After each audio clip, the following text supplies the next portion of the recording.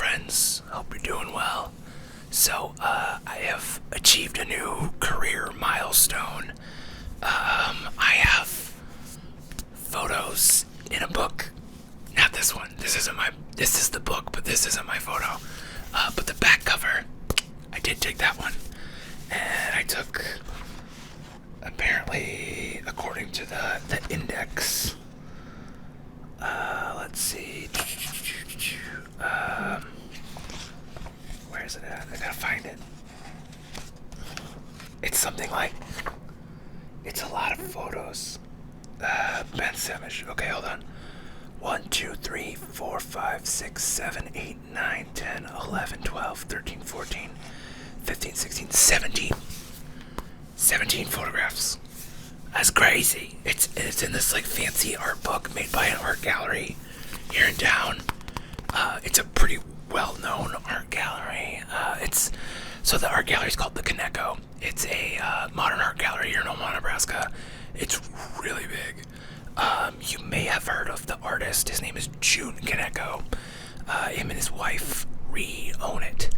And it's like a city block sized museum, gallery, whatever, you know what I mean? But you might have seen Jun Kaneko's work.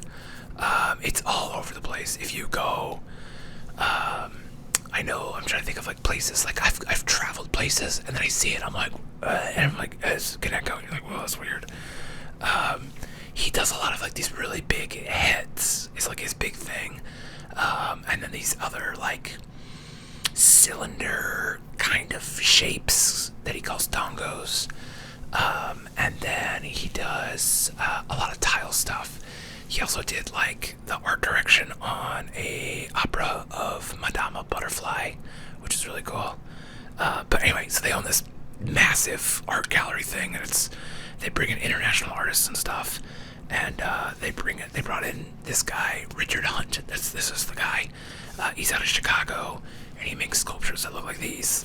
And I do some photo work for them, and they asked me, they said, hey, can you take some photos? We need some photos of these sculptures.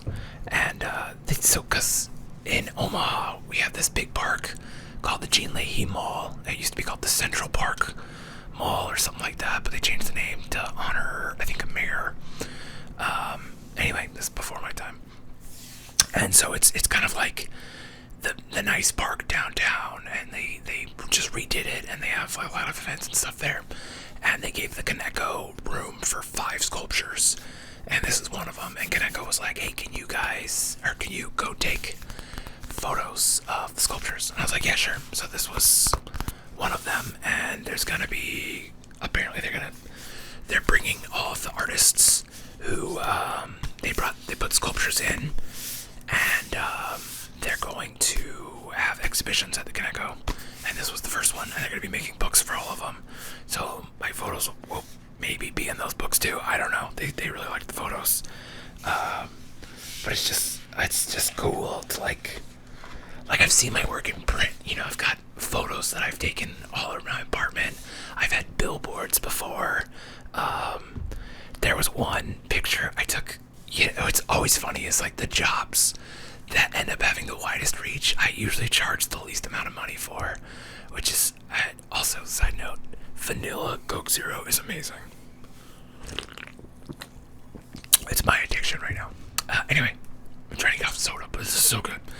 But it's weird, because, like, there's always these jobs that are like, it's like it only takes like an hour. I'm like, yeah, cool. And then, like, there was one, it was like a half-day shoot with a dog, and the dog ended up being the spokesperson for this gas station, which is like a regional gas station. And so, like, I saw the dog picture like millions of times, like it was everywhere, and I got paid like a half-day rate for it, which I know, like the old school photography stuff, so you go up, charge usage rights, and I'm like, yeah, I get that, like, I understand the idea of charging usage rights. Here's the problem with usage rights. So if you're not familiar, usage rights basically say, like, I will take the pictures for a fee. Every time you want to use those pictures, you pay me again. Which you could probably kind of understand is kind of BS, right? But for a long time, that's how it worked. And there are still, like, charge you the rights, kid, because otherwise you get screwed. And it's like, well, yeah, they used that picture millions of times. And it's like, yeah, but I knew that's what I was hired to do, was to shoot a library of photos of this specific dog that was going to become their mascot. And all we needed was a half day to get a whole crap load of different looks and photos. And, we put all different stuff on her head.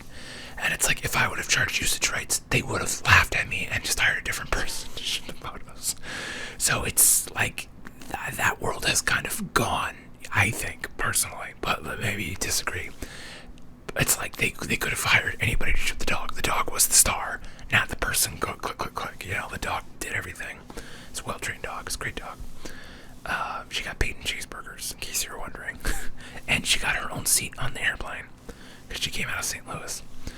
But yeah, so it's just like, it's weird. And like this, I charged them for like 2 hours of shooting, because like that's all it took to go down and shoot the 5 sculptures that there were downtown. And I think I charged them for another 2 hours to go shoot the exhibit, which that's what's mostly inside this book is exhibit photos, not the one big sculpture. Interesting side note, if you look at this, let's see if you can, yeah. So if you look, it's kind of golden down here, and then up here it gets more silvery. That's because whoever lit this sculpture only lit the base of it, and so all this was dark. And so we went down there, and they needed the photo, like they were like on a deadline to get this specific photo for some reason. And I didn't bring any flashes, because I assume most of the time when I light art, I light it as it is, because like people in the galleries put a lot of work into lighting stuff, and I have done my own lighting on pieces that I've documented before. And a lot of the time the art gallery doesn't like the lighting, even though I think, and everybody I've ever shown the photos to, like how I light it better, because when I light things, it adds shadow and nuance and blah blah blah, photography nerd bullshit. But with this one, it just was all like dark, and so I had my girlfriend hold a little pocket flashlight.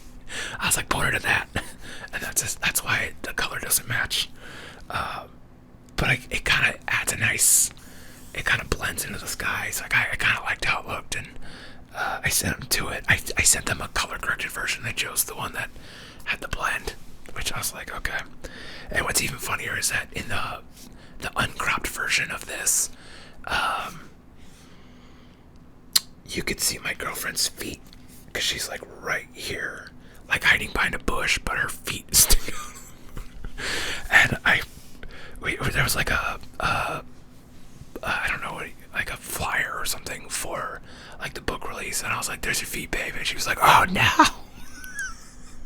because she thought she was like hiding really good, and I was like, I didn't even notice that until I saw it on the flyer. Like, oh well. But yeah, that's pretty cool. So I went and they gave me a couple copies. I'll give one to my mom, I guess, and then I don't know, I might give one to a client I work with a lot, because they really like the Kaneko and they do a lot of stuff for the Kaneko. And so I think just be a nice little gesture, because they've hired me for probably 6 figures worth of work at this point over the last decade. And I think I got that job through the connection at that agency. So kind of a neat little, like, here you go, little gesture, like close the loop. Even though they don't really hire me that much anymore, because so it's like a family company, and the owner's son is he got kind of into video production, and he's really good at it. And they're just doing a lot of stuff in-house now, because they have their kid, and they're doing stuff with smaller crews, and you're like, that's how a lot of production is moving towards smaller crews. And so it's like a lot of in-house work and a lot of smaller crews, that like a crew that used to be like 8 people is now like 4 people, and a crew that used to be 4 people is now maybe 2 people, and it's like crews that were 3 people are usually 1 person now. And it's just like, it's kind of sad, but it's like the technology is making it so much easier. You don't necessarily need the crew, but like it's also the budget. It's like it's part the technology is making it easier, and part like the demands of what the clients need. Is like they don't need a big budget commercial They need something like that's on a phone, and they need a lot of it. Oh, excuse me. And so it's like when you have 8 people, you can make something look really nice, but it slows things down to have more people counterintuitively, because each person has their little touch. Like it can make things faster, but most of the time it slows it down. Got a nose gunk. So yeah, I don't know. I'm pretty excited. It's pretty cool. I wanted to share that. Yeah, it's not something. It's just weird because I went today. They had like a book release / exhibit closing tonight, and I went with my girlfriend, and like I didn't even know it was happening. Like just like one of my contacts at the gallery texted me, was like, "Are you coming to this thing?" And I was like, "I didn't even know that was tonight." And me and my girlfriend were already out. We were eating chicken sandwiches at this place called 30 Birds, which if you're ever in Omaha, Nebraska, and you like chicken, go to this place called 30 Birds. Amazing. And it's 30 Birds is like just down the street from where the Coneco is. And so we're like, yeah, okay. So we went, and yeah, it's pretty neat. Yeah, it's pretty cool. And we were talking. They did a talk with the curator of Richard Hunt's kind of stuff, and it was just funny because they had a slideshow kind of behind him, and I was just pointing at my girlfriend. I was like, I took that picture. I didn't take that picture, but I took those two, and she thought it was funny. Yeah, anyway, cool stuff. I have a book. I'm a published artist now. I don't know. I don't know if I could say like, oh, I'm a published artist now, because I've had work in magazines and newspapers and billboards, which my favorite, this is really cool. I'm really stoked about it. But I think my favorite time was at one point, there was like a month-long period where there was a street by my house where I had 4 different billboards in a row, and there's nothing that gasses you up faster than seeing your work on 4 separate billboards for 4 different clients, and you're just like, let's go. So like, I think that may be like the pinnacle of the career, but like, this is really cool, and I'm really excited about it. So I think you can get the books for sale, but like, I could just show you the pictures too if you want to see them. I don't know if you collect art books and you are interested in sculpture. It's got like a lot of like actual like text and stuff, and cool pictures of the guy's work. He's a pretty big artist out of Chicago. Yeah, this work looks like that. It's cool stuff. So yeah. That's all I got today. So I hope you're doing well, and if not, I hope that turns around for you real soon.